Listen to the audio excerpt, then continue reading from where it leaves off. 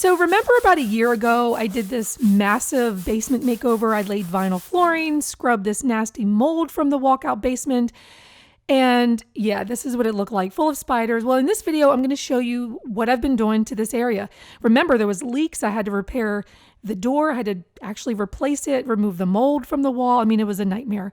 Well, what I didn't tell you and what I didn't have a chance to tell you is that I still had some leaks. I could not get rid of the freaking leaks. And the water actually kind of ruined my floor. So I ended up having to spend a little bit of time putting some hydraulic cement on the basement wall. I left it there for quite a while, knowing that I was going to come back and fix this spot, but I just wanted to take care of this leak and I wanted to fix the floor. Well, I actually had left the floor. It was almost a year that I left this, guys. I'm sorry, but sometimes this is what happens. You start a project, you run into problems, you leave it, and you never finish it. Well, I didn't want that to be this project. I actually wanted to finish this. So that's what I'm doing in this video. These are the 2x8s that were in that stairwell. You see that, I mean, the water, the moisture there just destroyed them. So I got some new 2x6 pine boards, cut them to size, and I had to measure each of the width of the board because the walls were not straight.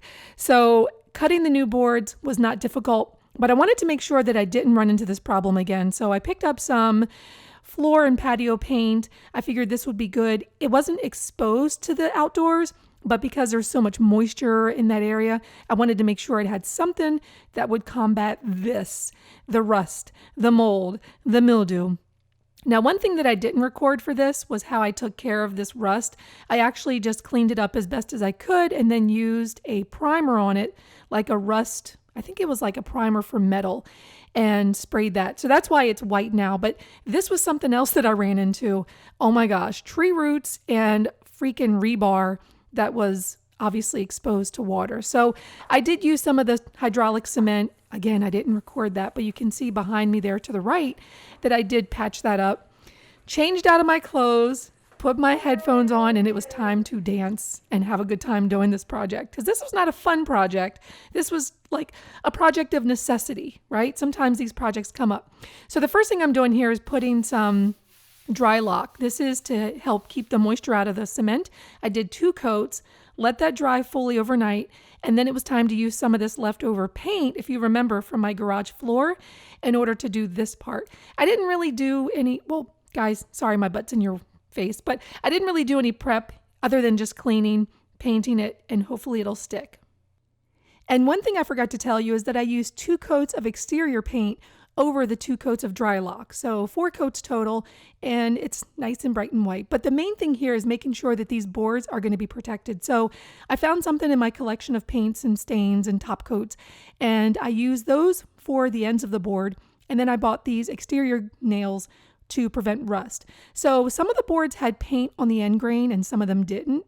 When I flipped this one over, I didn't have it. So all the boards on the end grain got a coat of this spar urethane, because when you cut wood, this end grain is like a straw. I mean, it sucks up water, moisture, stain, whatever it is that touches it, it sucks it up, and you don't want that to happen. So that protects the board, and the exterior nails help to protect it from rust.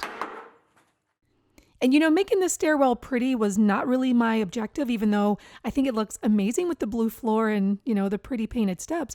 But it was really about this basement that's been the bane of my home ownership. I mean, you saw what the door frame looked like. It was disgusting, and now it's pretty, it's fresh, it's clean. And yes, it also has dried worms on the floor.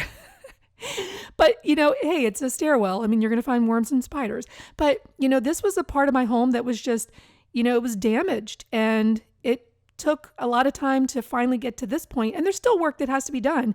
And I'm telling you, when it rains, I still run to the basement, open this door, and think, God, please don't let there be water all in here. Please don't let there be water in the basement. So, you know, it's stressful. So I get it.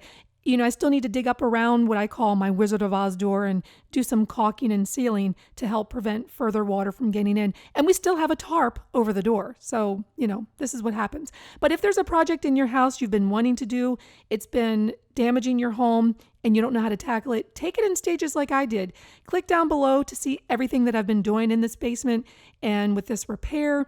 Also, you can find the materials list, the blog post, and if you have a question, let me know. Tell me what project down below in the comments that you've been wanting to do, but you've been kind of afraid to tackle? What's been the bane of your home ownership? I'm Serena from Thrift Diving, and I will see you next project.